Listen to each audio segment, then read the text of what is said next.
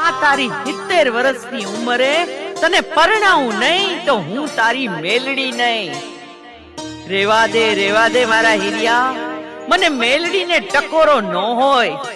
મારા હીરિયા, મને મેલડીને ટકોરો ન હોય બાપ, ટકોરો ન હોય. જય હો મારી મેલડી માં, તમારી જય હો, જય જયકાર હો.